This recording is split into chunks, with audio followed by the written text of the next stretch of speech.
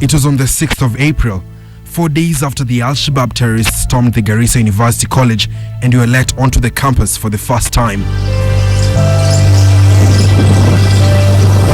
The compound is empty, but the air is heavy and tense.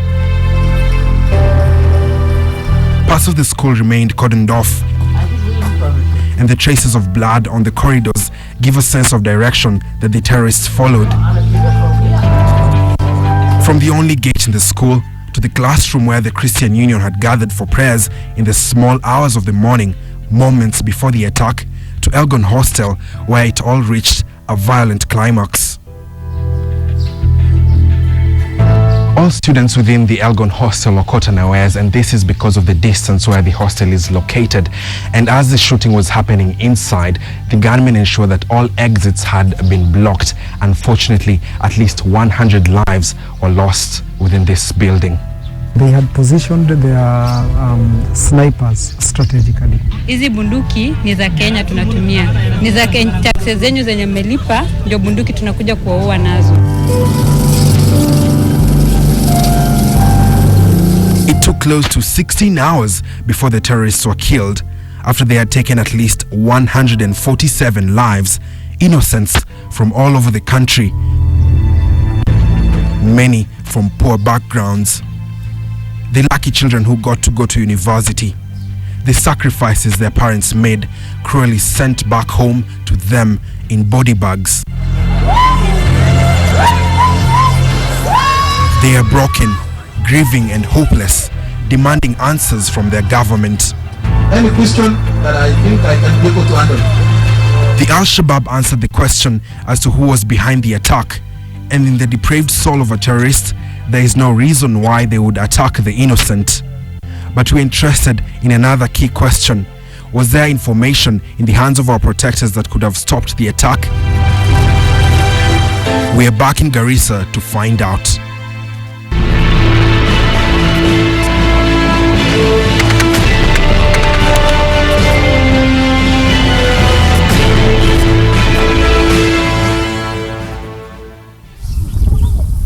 At 5:30 a.m. on the 2nd of April, just before the gunshots started, Ibrahim Mohammed, a security guard employed by the school, was on his way to the mosque.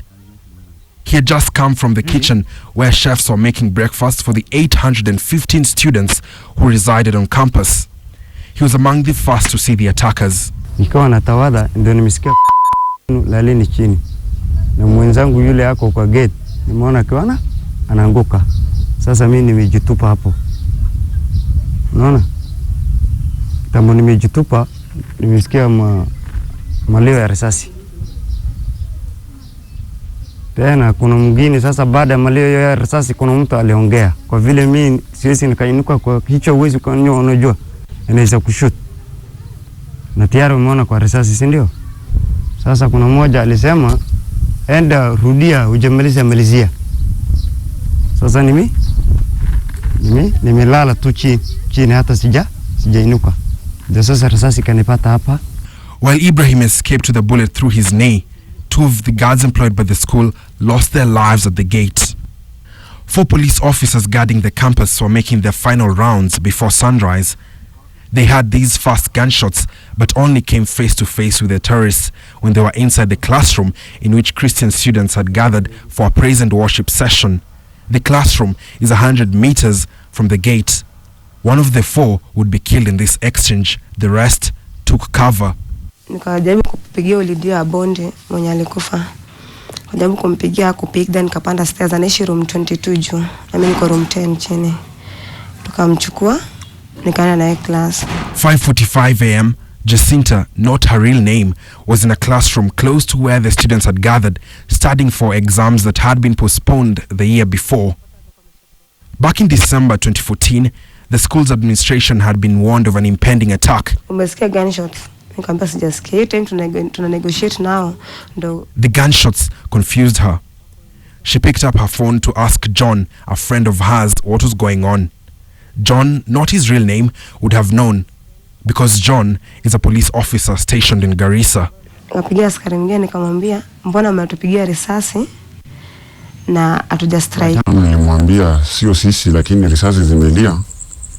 So tuwezi jua ni akina nani. Ndo tuone wasi wako in the jungle jackets, like walikuwa nguo zilikuwa zinakaa za karao.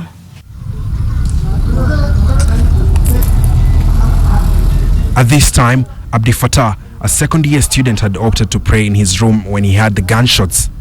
The music from one of the classes where the Christian Union were having their devotions had been broken by the heavy gunfire. And then we have viewed it through the window, and then we were seeing some gunmen firing guns, and then the students peeping out through the windows and then approaching the hostels. But the guys were even more than they were around 10. Abdi happened to be residing at the prefab hostel, or Madare as it was better known, a vantage point as it would turn out. From there, he saw the early moments of the attack unfold. Wakafire guns, wakaturushia guns, then ikagonga pila, tukakimbia juu moto tunalikuwa inawaka. They were running toward the hostels. Mimi kufika hostel, nikapata pia watu wa hostel walikuwa wameshakuwa na hiyo uoga. Some gunmen were already there, fitted in the hostels, and then firing guns on those who are running from the incident.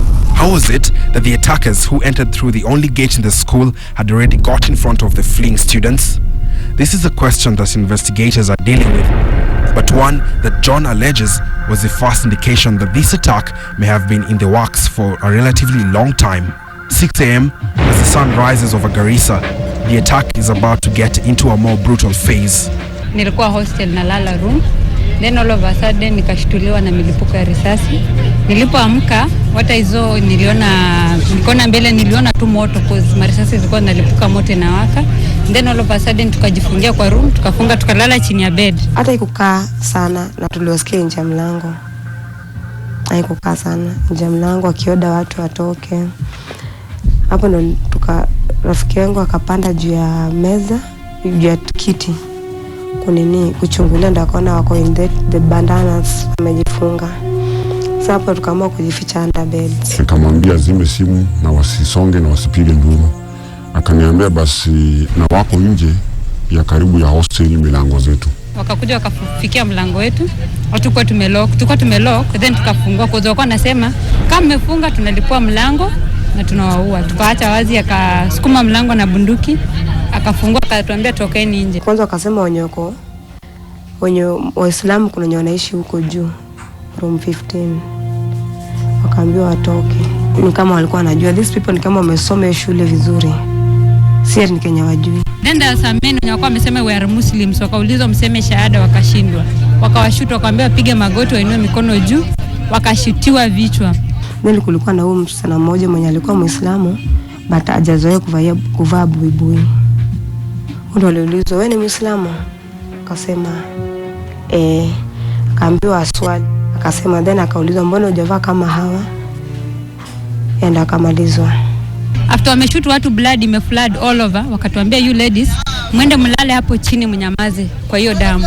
Tukaenda tukalala, I was sleeping in between two dead men. Blood ikanifunika kila mahali, so I was not to be seen, but I was hearing all the communication what was happening because there was somebody, another we Al-Shabaab alikuwa amekaa juu. Tuangushe hii building, anya building ni kubwa.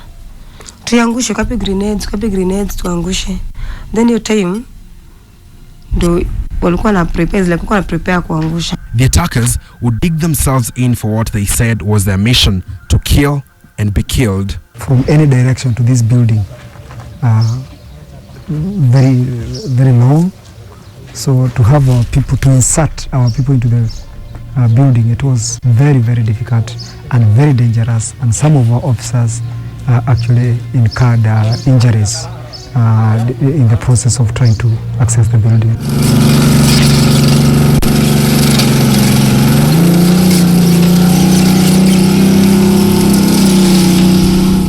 The tanker was very helpful. It is the one that enabled us to access this place. You can see behind me, it had to create a route and ferry our people so that they are able to access the building. It would have been totally impossible without that tanker to access the building. Details are unclear. We still do not know so much. That's right, Mark. Well, some members of parliament from northeastern Kenya. To my immediate right is the Lagdera member of parliament, Mohammed Shidie. By this time, the country was following what was happening in Garissa. By 10 a.m., the death toll had mounted to 20 people. Everyone held together their breath for a positive end to a terrible start of the day. The students inside lived through every second of the horror up to dusk. Kuna mmoja alijiua mwenye alikuwa ambaki, mwenye alikuwa I think the last one akajishoot. Yeah? Alikuwa on the other side juu, but nilisikia alikuwa amejifunga kilipuzi, kalipuka na akapiga nduru. Abdi was rescued at 8:40 a.m. but Jacinta and Melinda were not. They were among the last to be rescued at 5:45 p.m. Among the very few who came out alive from Elgon Hostel. By all accounts, Elgon was the hostel in which the most carnage took place. But the country wouldn't know the scale of it until a few minutes after 9 p.m. Sadly though, this is a very sad day for Kenya. We, as I speak, it's unfortunate that the terrorists were able to kill a young, good citizen very early in the morning before the operation started. And as I speak to you, it is sadly that we lost 147 lives. And it is very unfortunate that it has happened. And I want personally to send my personal condolences to the families of the lost, those who lost their loved one, and also to wish the injured a speedy recovery.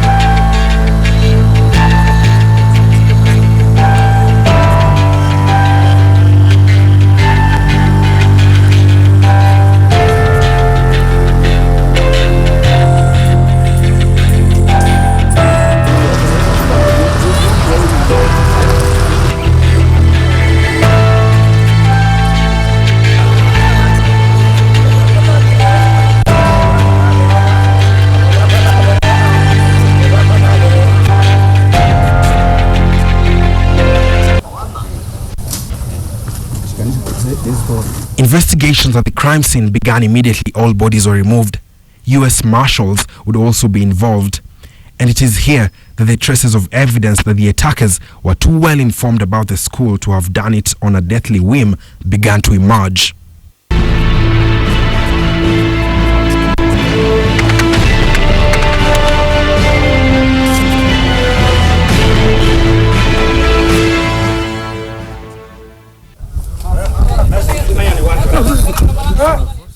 The forensic experts would stumble upon the school's map during the investigations.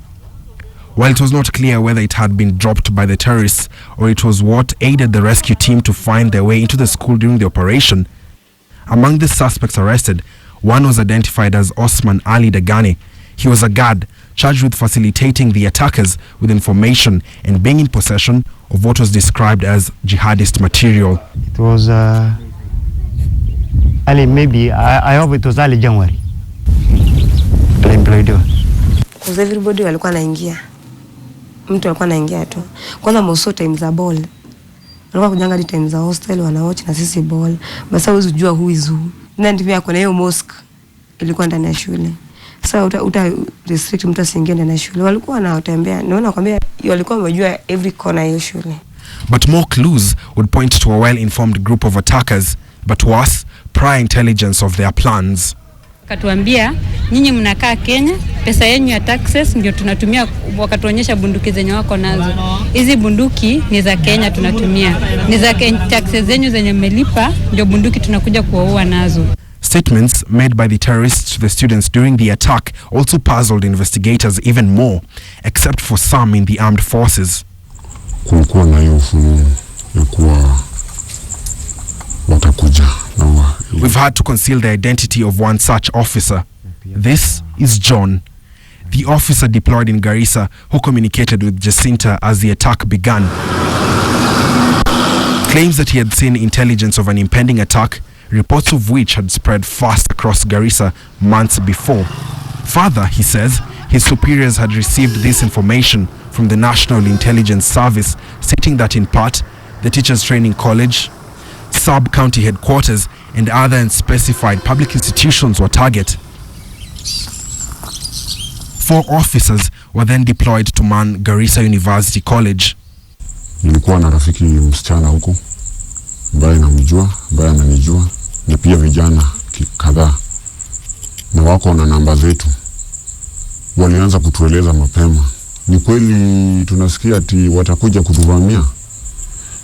Tukasema hamwezi vamiwa, lakini kama mmesikia hivyo, wacha tufikishe ripoti. As early as December 2014, hundreds of messages had been shared by the students, but there was more.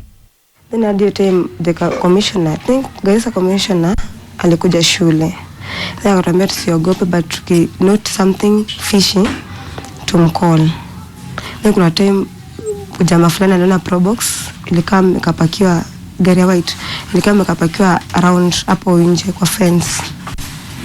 kwa fence ya shule, size za hostels. Then wakaitwa wakakuja, at least usiku tulilala na maaskari. They were all over the compound. Then still fear haiku down hadi tukatoka shule before tukaya mtihani. Month ilikuwa March. Hapo around ikishaisha. Tulikuwa room na Lydia na members wa room yake. Then ikalia ya kwanza, ruko langu kanaambia Mogadishu. Kureceive hakuongea. Ya pili ikapigwa tena with a different number. Kureceive hiyo imeandikwa sasa Somalia. Hawakuongea. Nilikuwa na hiyo fear. Alafu hiyo time tena ndo huyo Lydia pia na receive text. Alikuwa amesave hiyo number K something. Nilikuwa receive hiyo text. Then akatusomea na tukaona, then tukasema hizo ni vitisho baridi jote alisema alitumia hizo ma text na hakukam. But so unaweza kumka text Lydia iko na Somalia. Text Lydia ni comment kwa Kisomali. Kiswahili. Ilikuwa ni Kiswahili. Unaweza mwambie kuforward. Huyu amekufa yuko. Huyu yuko.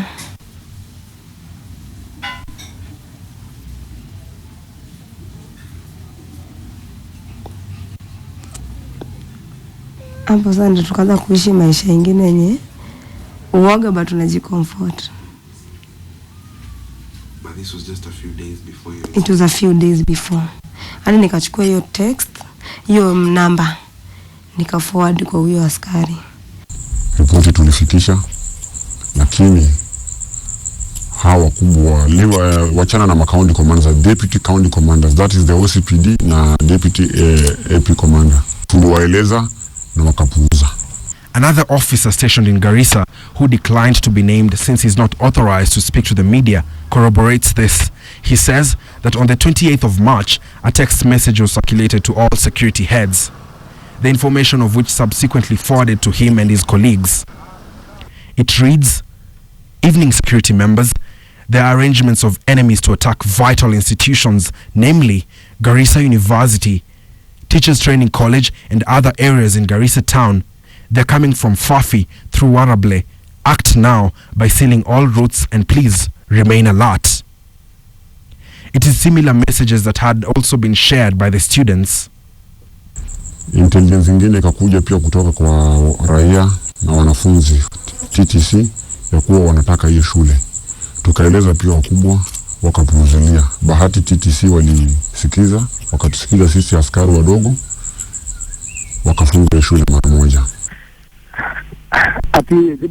An SMS. Yeah, that was sent from that was an alert to all security members. Sent by who? It says here CC, so I don't know whether it's county commissioner or county commander. I'm not. I don't think it's me. Okay. Maybe it's somebody else. Come and keep it genuine. So you think? I don't even know whether it's a genuine thing. Because it was, we're just a bit confused because you know the way officers receive alerts. So this is one of the officers who shared this to us. I can't remember writing such a message. I can't remember. Although overall, as I was telling you, even from that one, assuming that it is a correct one, the thing is that you find very many places which are targeted at the same time. Yeah. So you don't know where they will strike. So you have to try and safeguard all of them. But that particular message, I cannot confirm or deny. I can't remember. Okay. So what about the issue of there being prior intelligence? The prior intelligence. But I told you, intelligence, we have intelligence about so many targets. Not just one. Yeah. You see, the moment one treats just one target as the only thing that we are doing, that's very wrong. Yeah. We normally have so many things. So we divide our strength according to all those targets. Because we are not sure where they will strike today. Yeah. From the accounts of the students, John's statements, the text information from the second police officer, the attacker's own actions, and the map found at the scene of the crime after the April 2nd, a narrative has emerged that there was information about an impending attack that spoke specifically of Garissa University. But the terror attack as it unfolded happened in a context. Police officers deployed in strategic places in the country tell us of collusion and corruption that has made the county insecure. 10 days before the message of an impending attack was sent to officers, John recalls an incident that with hindsight could have been significant. John claims the gun detector equipment at the roadblock leading into Garissa town was removed on the 18th of March, allegedly under the orders of his superiors. For a number of days, vehicles en route to and from other parts of northern Kenya came and went without getting searched. When we arrived in Garissa, no vehicle was being checked. We further secretly recorded our exit out of town, and the results were similar. John claims that on the 21st of March, a vehicle caught their attention. Upon making its way to the roadblock, police demanded that they search its content. Inside, they allegedly found an assortment of guns and ammunition. The driver, a woman identified as Halima, was quick to ask the officers to call their superiors. Alikuweko na huyo msichana anaitwa Halima, you can't stop her. Ukimstop amepigia usipigia masawe. Utaletewa shida sana. And just like that, John claims the vehicle would be released with its suspicious contents. The same car would later be spotted outside the home of a senior police officer in the county. Anatumika kuingia kwa wakubwa na kupima akili zao. Na hata mwanamke yule anahusika na mambo za hizo bunduki na kujua askari wanakaa namna gani, askari ngapi wameenda kule university. Huyo that lady anakanga kwa wakubwa na hata analala kwa wakubwa. While we cannot independently verify whether the claim is true, that would not have been the first time the boss's friends would have an easy time making their way through security checks. Hapa ndio ulete. Nani mimi? Hatufanye kazi na kama ninakuomba kama inawezekana alete station ili mkuje mverify hiyo station huko. In a video taken on a different day at the same roadblock, the same lady, Halima, is stopped by the officers. And when asked to identify herself, she becomes furious. One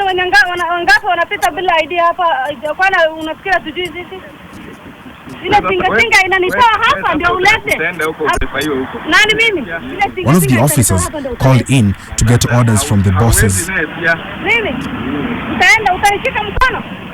Utanishika mkono, unaweza kutoka gari na nitatembea. Mwanamke ya olia asikangu mkono. Anaheshimiwa. Anaheshimiwa. Mkono kidara. Wenye wanastahili ndio unaenda kupeleka sio mimi hapa. Halima does not seem cowed and can hardly listen to the officer's attempts to calm her down. Watu ya wakubwa ni wazuri sana tena ni wabaya. Tuambie yale machache huko na ile watu ya wakubwa wanatusumbua sana. Wanatusumbua sana.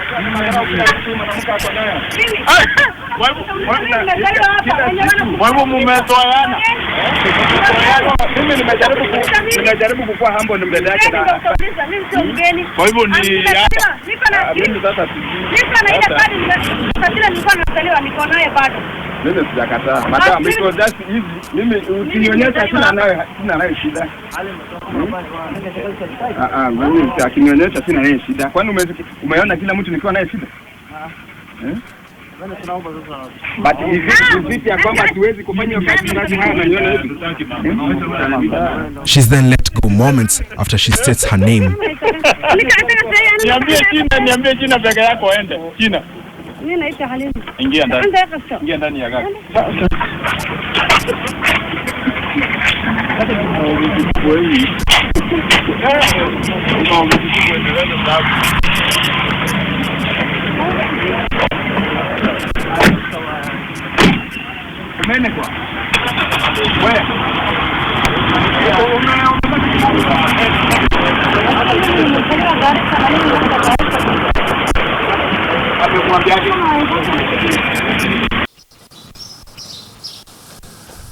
Despite such alerts being made, multiple sources from within the police say that on the evening before the attack,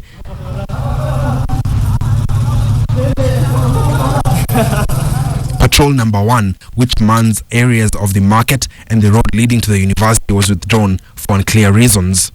OCPD alisema serikali haijaleta mafuta, serikali haina pesa na gari haina mafuta. Na hizi siku zingine huwa patrol inaendwa. Sasa tulishangaa. Na tulipomuuliza afande gari haina mafuta twende kwa miguu hata tufanye patrol, OCPD alikataa. Alisema tungoje mpaka amri ya mwisho.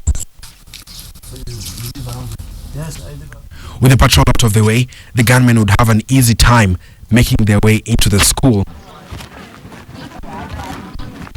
We walked to the OCPD Benjamin Ongombe's office to seek some of the answers, as his name and that of Deputy County Commander John Sawe had adversely been mentioned by our sources for allegedly working and covering up for Halima and other individuals within the town.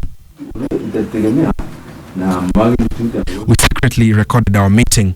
Our first inquiry was the vehicle allegedly transporting the guns.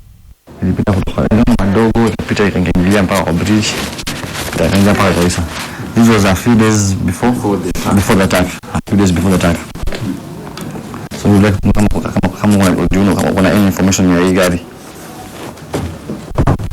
Kama una information ya hii gari.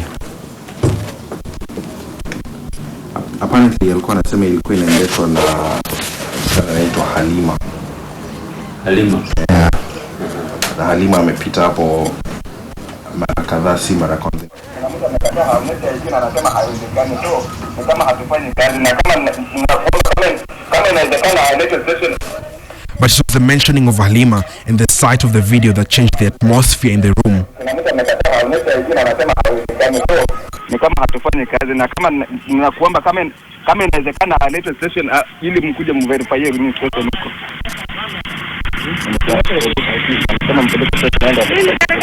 Labda ulete tinga initoe hapo. Labda tinga initoe hapa ndugu yangu. Madam. Siwezi kubali. Nataka bila idea hapa itafanya unaongea sisi. Halo. Wanamuita Halima. Ndio kama namjua huyo Halima. Mtu wa Garissa.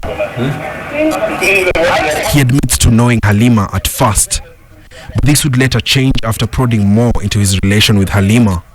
So we're just trying to know who Halima is. The same person anasemekana kuna hiyo case. Hiyo kilo cha hiyo kesi ya ambayo ilipita.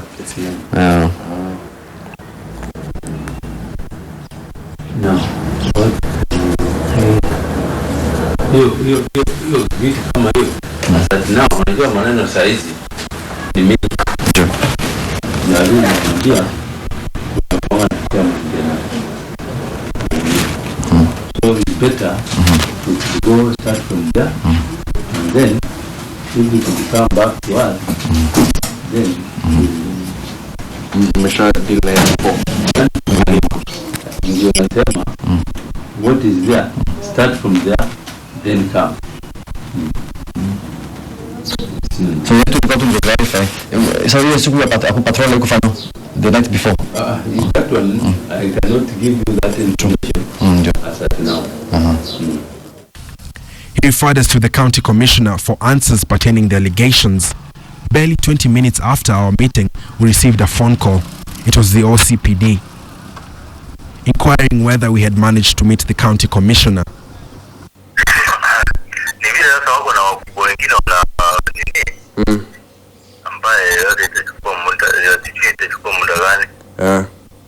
Kuna wakubwa walikuwa wametuma kutoka Nairobi wako na wao. So I don't know how long it will take. Yeah.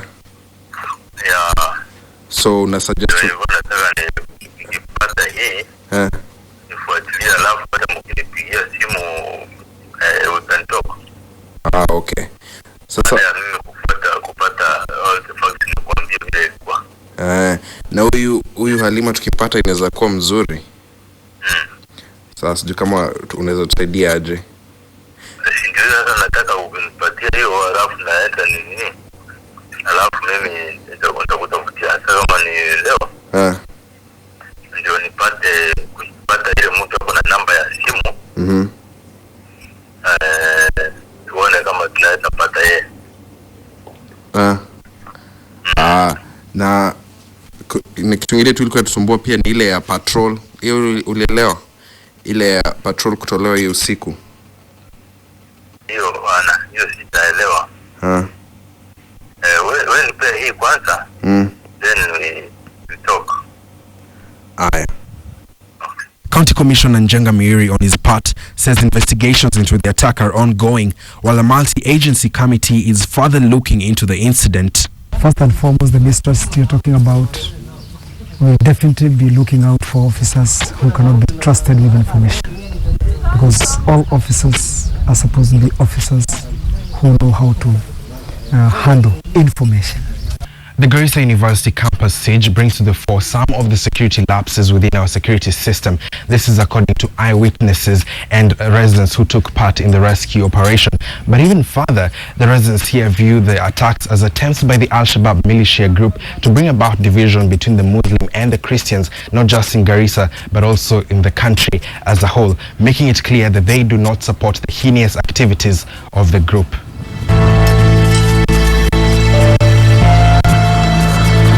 As it stands, residents in Garissa are feeling the impact of the attack.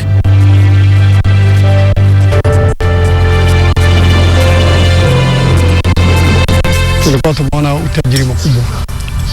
Tulikuwa tumeona kwamba in terms of education, in terms of business, everything ilikuwa okay. But today mambo ni mbaya. Hali si mzuri leo. Maana yake Ian, nikikwambia hivyo, kitu kwanza tumepoteza maisha watu wengi sana ambao walikuwa marafiki yetu, ambao tulikuwa tumejuana na wao. Sisi kama wafanyabiashara tegemeo letu ilikuwa wanafunzi wao na university. Basi ikiwa wao hawako, hata sisi hatutakuwa na kazi hapo.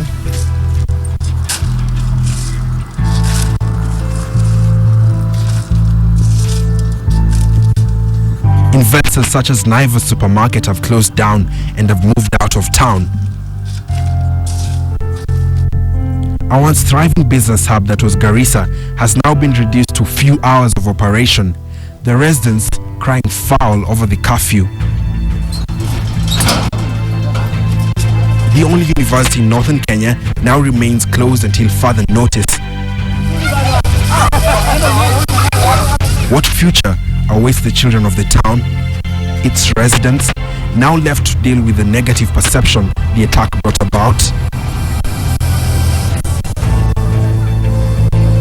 Mimi nirudi Garissa ni sana. Siwezi. Hata niache masomo.